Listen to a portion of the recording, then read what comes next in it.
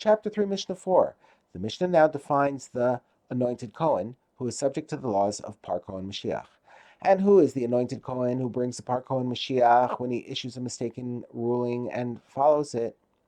It is a Kohen Gadol who was appointed to his position by being anointed with anointing oil, and not a Kohen Gadol who assumed his position simply by increasing the number of his garments, that is, by wearing the extra garments worn by the Kohen Gadol. One who was not anointed does not bring a Par Kohen Mashiach. If he sins, he brings a standard chatas, just as an ordinary citizen brings for his sins. The Mishnah notes that the law of Par Kohen Mashiach is the only difference between these two types of Kohen Gadol. There is no difference between a Kohen Gadol who was anointed with anointing oil and one who was appointed merely by increasing the number of his garments, except for the bull that is brought for transgressing any of the mitzvahs.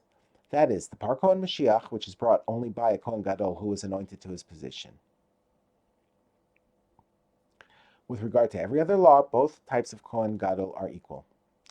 Having distinguished two types of Kohanim Gadolim, the Mishnah contrasts a different pair of Kohanim Gadolim.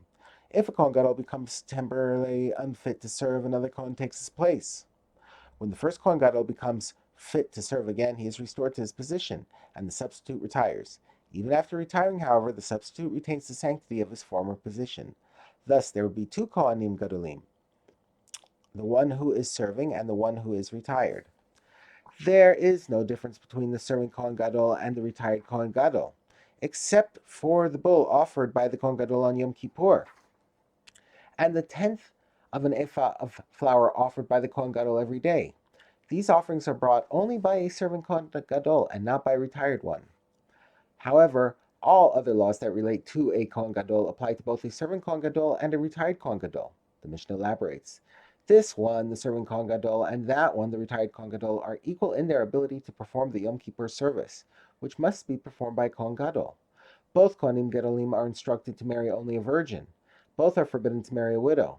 Both may not become tameh from corpses of their relatives. When mourning the loss of a relative, both may not grow their hair or tear their garments in the way usually done by mourners, and the death of either Kohen Gadol allows an unintentional killer to return from exile.